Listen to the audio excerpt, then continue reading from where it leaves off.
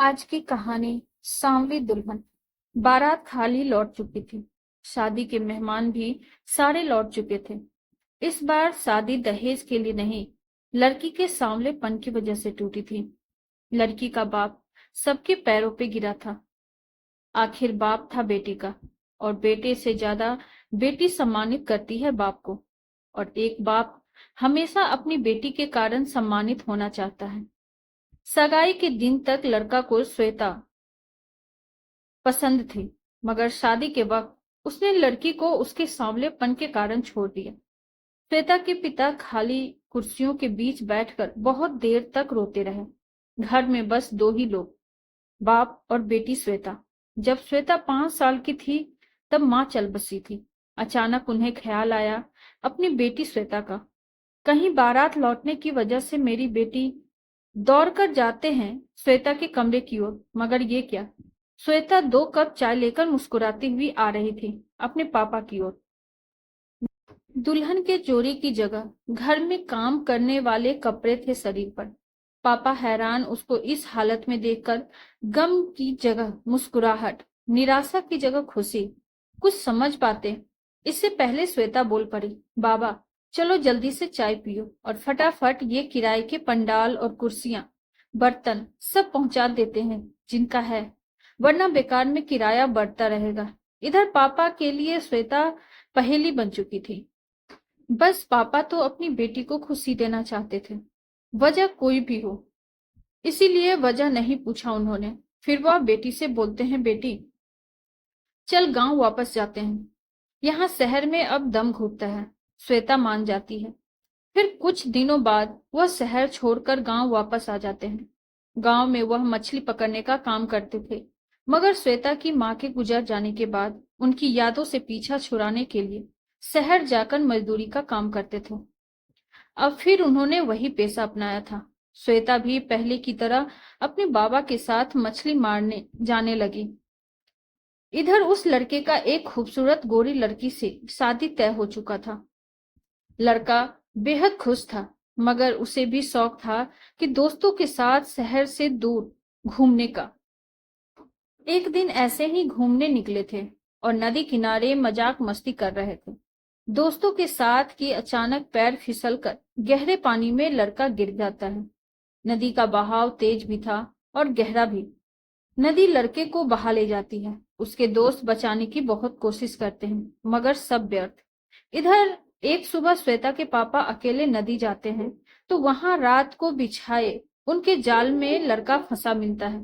वह तुरंत अंधेरे में ही लड़के को अपने कंधे पे उठाकर अपने घर लाते हैं, जहां बहुत मशक्कत के बाद लड़के को होश आता है। मगर सामने श्वेता और उसके पापा को देखकर बहुत शर्मा जाता है और तुरंत यादाश्त जाने की एक्टिंग करता है। पापा, बेटी, लड़के को कुछ पता नहीं, शायद अपनी यादाश्त खो चुका है और इसे कुछ चोटें भी आई हैं। मैं इसको शहर पहुंचा देता हूँ। रहने दीजिए 2-4 दिन पापा, जब घाव भर जाएगी तब छोड़ देना। तू जानती है ये कौन है? श्वेता मुस्कुराकर अपने बाबा से लिपट कर कहती है, क्यों नहीं बाबा, जानती हूँ। मगर वह पुरानी बातें हैं जो बीत चुकी है। अब नया ये है कि इनके घाव का इलाज किया जाए। वैसे भी इन्हें अब सांवलेपन से कोई दिक्कत नहीं होनी चाहिए, क्योंकि ये अपनी यादाश्त खो चुके हैं। ये हमारे घर आए घायल मेहमान हैं, इसीलिए इन्हें पूरी तरह ठीक करना हमारा धर्म है। मगर श्वेता के पापा ने मुस्कुराहट के बीच भी बेटी की पलकों पर कुछ नमी महसूस जरूर की थी। इधर लड़का सारी बातें सुन लेता है। वह बेहद हैरान था। इस वक्त लड़के का इलाज शुरू होता है। इधर हर समय लड़की लड़के की देखभाल करती है। श्वेता के ख्याल रखने के तरीके को देखकर लड़के को प्यार हो जाता है।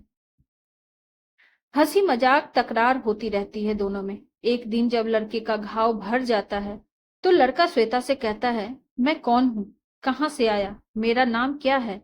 मैं कुछ नहीं जानता, मगर तुम्हारा अपनापन देख के मेरा यही रहने को दिल करता है, हमेशा के लिए। श्वेता, आप चिंता न करो, हमारे बाबा आपको कल शहर छोड़ देंगे और आपको गाड़ी की छत पर बिठाकर नीचे लिख देंगे कि एक खूबसूरत नौजवान को माता पिता के घर का पता बताने वाले को 1 लाख दिया जाएगा। मेरा मजाक उड़ा रही हो? अरे नहीं, हमारी इतनी औकात कहाँ जो हम किसी का मजाक उड़ा सकें। तुमने कभी किसी से प्यार किया है श्वेता? नहीं, मगर किसी एक को मैंने अपनी दुनिया मानी थी, मगर उसने मुझे अपना बनाने से इनकार कर दिया। लड़का: जरूर वह कोई पागल ही होगा जिसने तुम्हें ठुकराने की गलती की है। श्वेता: नहीं नहीं, वह एक समझदार लड़का था। पा, पागल होता तो मुझे जरूर अपना बनाता।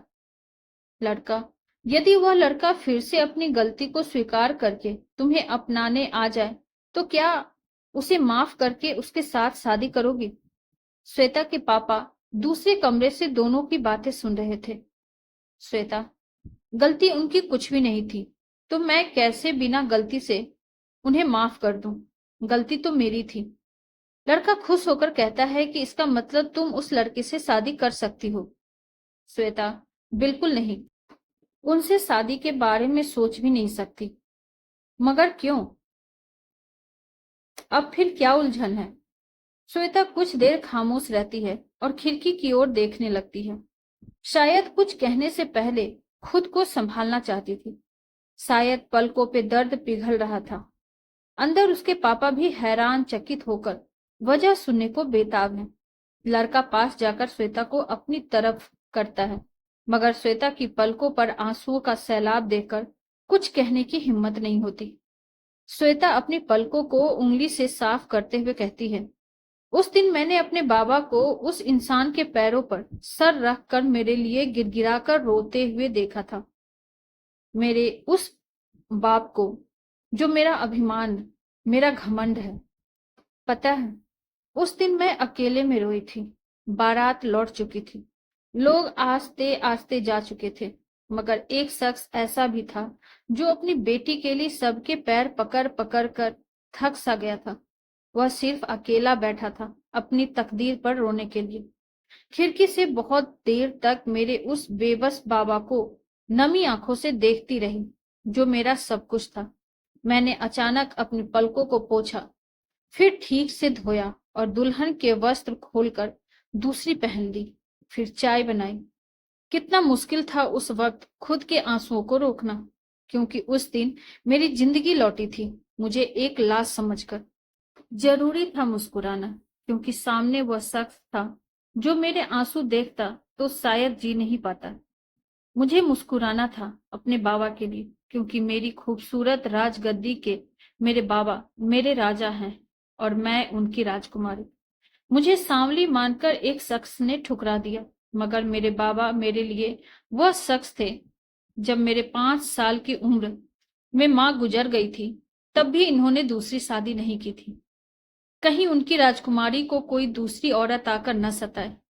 अंदर श्वेता के पापा का बुरा हाल था।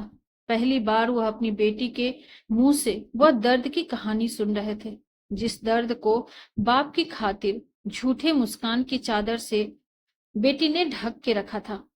मर्द था वह बाप, मगर बेटी के दर्द ने मोम की तरह पिघला के रख दिया था। इधर श्वेता रोते रोते आगे कहती है, हर बेटी के अच्छे बाप की जिंदगी और मौत बेटी के पलकों पर छुपी होती है। जहां बेटी मुस्कुराई वहां एक पिता को दोगुनी जिंदगी मिलती है, और जहां बेटी रोई बाप एक तरह से मर ही जाता है। मैं सांवली थी उनके लिए, मगर मैं अपने पापा के लिए एक परी, एक राजकुमारी हूँ। उन्होंने बारात लौटा दी मेरे दहलीज से, मगर मेरे पापा ने उस शहर को ठोकर मार दी जहां उनकी राजकुमारी का अपमान हुआ था। अब आप ही सोचो, कैसे कर लूं शादी दोबारा उस शख्स से जिसने मेरे खुदा को अपने कदमों में झुकाया हो। माना सांवली हूं मैं, मगर हूं तो एक बेटी ही। लड़का पलके झुकाए सुनता रहा। सर उठाया तो वो भी रो रहा था, एक सांवली लड़की के दर्द को सुनकर। लड़के को कुछ नहीं सूझा तो अपने आप एक हाथ उठाकर श्वेता को सैल्यूट कर बैठा और धीमे से कहा, क्या मैं तुम्हें एक बार गले से लगा सकता हूँ? श्वेता कुछ नहीं कहती, मगर लड़का तुरंत श्वेता से गले लगकर बस इतना ही कहता है, भगवान करे मुझे एक सांवली लड़की मिले। अरदास है मेरी कि मुझे तुम ही मिलो। फिर श्वेता को उसी हालत में छोड़कर श्वेता के पिता के कमरे में आता है, जहां श्वेता के पिता बैठकर रो रहे थे। लड़के को देखकर अचानक खड़े हो जाते हैं, मगर तब लड़का उनके पैरों में गिरकर माफी मांगता है और खड़े होकर कहता है, मेरी याददाश्त बिल्कुल ठीक है, मगर आप ये बात श्वेता को मत बताना, वरना ये गुनाह पहले गुनाह से बड़ा होगा। शायद मेरी याददाश्त उस वक्त गई थी जब मैंने श्वेता को ठुकराया था और आपको झुकाया था।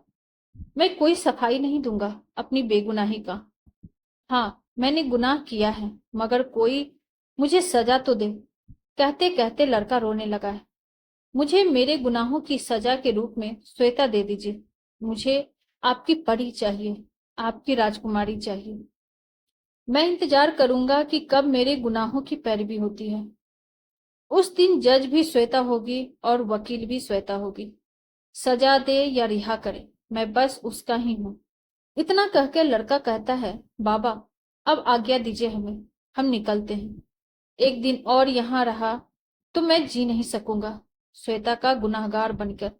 लड़का निकल जाता है। श्वेता दूर तक जाते देखती रहती है अपनी जिंदगी को, मगर पलकों में एक उम्मीद की नमी थी उसके पास आने की, क्योंकि श्वेता लड़के और उनके बाबा की बात सुन चुकी थी।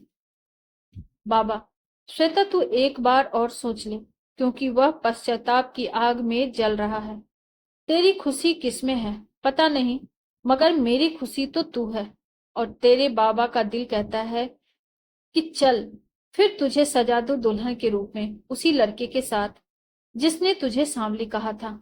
श्वेता, बाबा हम तो बस आपको खुश देखना चाहते हैं। लोग जितना भी नफरत क्यों ना करें हमसे, जितना भी सताएगा क्यों ना, हमें कोई फर्क नहीं पड़ता।